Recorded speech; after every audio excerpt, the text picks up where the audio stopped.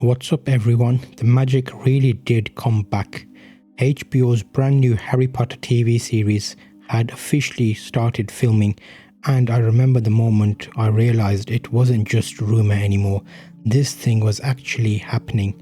Cameras were rolling, actors were in costume, and leaks were already hitting the internet. It felt surreal. I grew up with the movies, I devoured the books, and to see a whole new take start unfolding in front of us, yeah, it was a trip. That's why I started this channel, to hopefully share and make new ideas. That day I sat down determined to talk through everything I had learned, the filming updates, who was cast, and even the weird little side stories that somehow always orbit around the Wizarding World. And yes, that included the Voldemort secrecy, the Catherine Parkinson interview, and even the bizarre headline about Emma Watson losing her driver's license. I had to unpack it all. Let me start with what was happening on set. The scale of this production immediately struck me. HBO was not playing around. They kicked things off with one of the most iconic early moments, the zoo sequence. You know the one. Harry accidentally speaks parcel tongue to a snake and makes the glass vanish. I remember seeing those first leaked set photos and just grinning. They weren't filming on some random backlot or green screen either. No, HBO went straight back to the London Zoo Reptile House, the same location where 2001 film shot the scene. That choice alone told me they cared about the detail and legacy.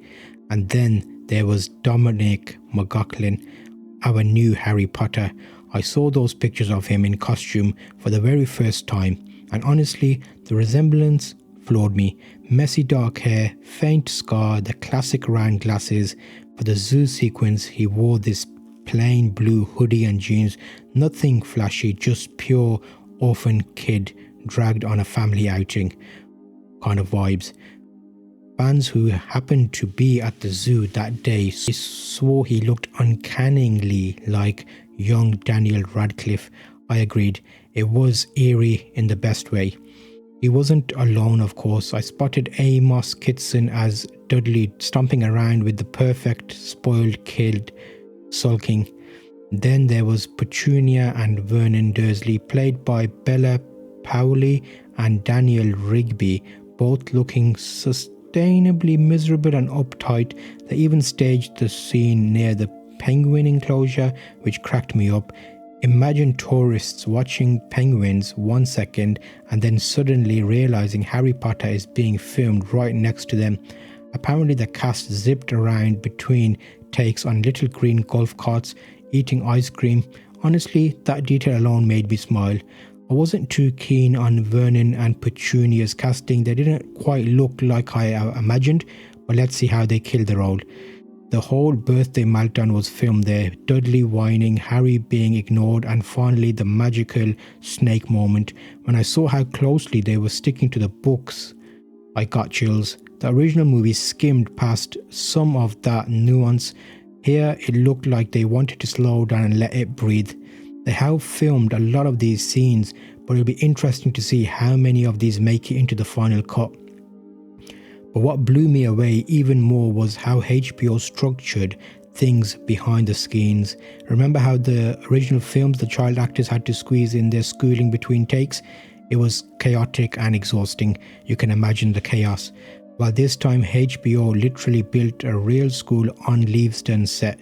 I read the BBC report saying the faculty could house up to 600 students, but would usually have around 150 kids at a time.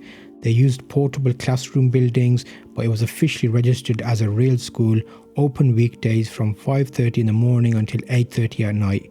Wouldn't you want to get into that and learn some lessons there? That meant they could juggle night shoots and still keep the kids educated. Legit. I remember thinking only HBO would build an actual functioning school for a TV show. Kids would literally swap math for potions class between takes. That cracked me up. And the craziest part, the school had approval for 10 years of operations.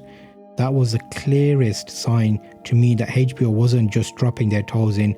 They were investing in a whole decade of Potter storytelling. Around mid-July 2025, HBO dropped their very first official production still. I will never forget seeing Dominic McLaughlin holding the slate for the first time, with director Mark Mylord and cinematographer Adriano Goldman's names printed across the board. Heavy hitters in the TV world. Just knowing those names were involved gave me confidence this wasn't going to be a cheap knockoff. And that same day, HBO dropped something even bigger. Our first look at Nick Frost as Hagrid. My jaw actually dropped. He looked incredible. Massive beard, wild, unkept hair, heavy overcoat, but the hair could have been a bit more unkept, I feel. He wasn't copying Robbie Coltrane, but the spirit was there. Warm, intimidating, slightly chaotic. Nick even said in an interview that he wasn't going to try and be Robbie, but instead capture Hagrid's mix of loveliness, violence and childlike wonder. I love that he got it. Soon after, we started getting announcements about the rest of the cast. Arabella Stanton as Hermione Granger, Alistair Strout as Ron Weasley. Both of them were due to start shooting at Leavesden the following week. Then came Rory Wilmot as Neville Longbottom, Louise Briley as Madam Hooch, Anton Lesser as Ollivander, Amos Kitson again as Dudley, and Johnny Flynn as Lucius Malfoy. I couldn't help but compare this to how I felt back in the early 2000s when the original trio was cast. The difference here was that the production promised to give us all those little moments the film skipped. Childhood flashbacks, side interactions, all the subtle stuff that book readers always wished had made it to screen. That alone made me think this series might finally deliver the slow, character-driven Harry Potter adaptation we'd all dreamed about. Then came the format details. HBO confirmed that each book would get its own season. For now, the first season were locked at 6 episodes each, but then I think there's more like 8 episodes confirmed for Philosopher's Stone and Chamber of Secrets. That made sense. Those books were shorter and more contained. Later seasons would stretch out to maybe 10 or more episodes for longer, denser novels. And the production schedule already mapped out until 2027. Seasons 1 would shoot straight through until May 2026. Season 2 would pick up almost immediately after filming from July 2026 to May 2027. Nearly 2 straight years of Potter production, absolutely massive. At that point, I realized HBO was really aiming to make this one of the most ambitious fantasy shows ever, maybe even rivaling Game of Thrones at its heights. The big secret, of course, the question everyone kept asking, who the hell was playing Voldemort? By mid-2025, we knew for sure that the Dark Lord had already been cast, but HBO was treating it like state secrets. No announcements, no leaks, nothing. Just whispers from insiders saying Voldemort could appear in multiple seasons.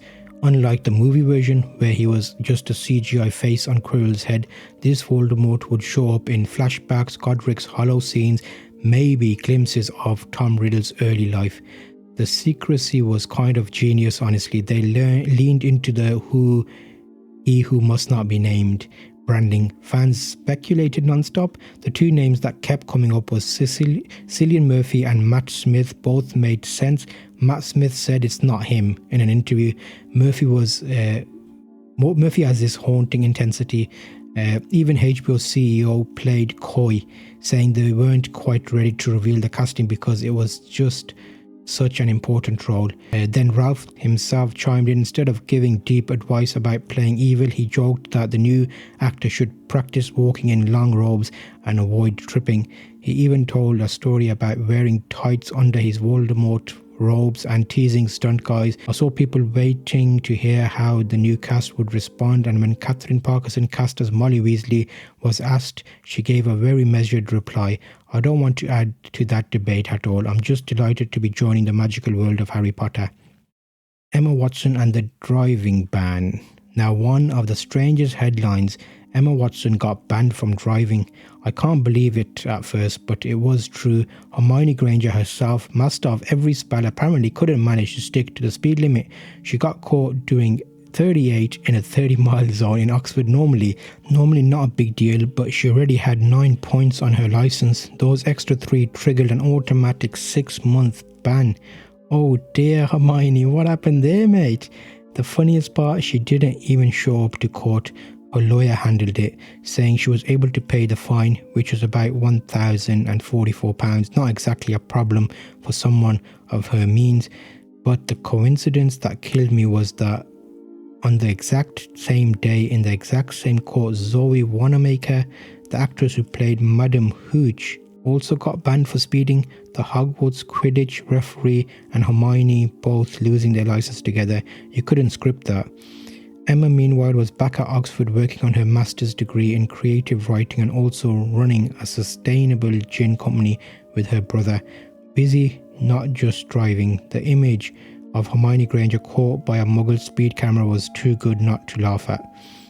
By the time I pulled all this together, I realized how much was already happening. Filming was underway, the cast was stacked, Voldemort was lurking in secrecy, controversies were simmering, and even the odd stars were still finding ways to make headlines. I felt cautiously optimistic. This reboot could easily stumble under the weight of expectations, but so far the details gave me hope. The zoo scene looked faithful, the casting seemed strong, the format promised depth, and that was that. Filming had begun, the magic was back, and for the first time in a long time, I felt excited to be a Harry Potter fan again. I would definitely love you to check out my other video in this series where I went through and reimagined every episode of the new HBO Harry Potter series, episode by episode, in my vision, what I would like included. I'll link you in the end cards to that full uncut binge version of episode 1, all 8 episodes. Enjoy that, and I'll see you on that episode next. I'd appreciate you liking this video and subscribing to the channel to help me get off the starting point.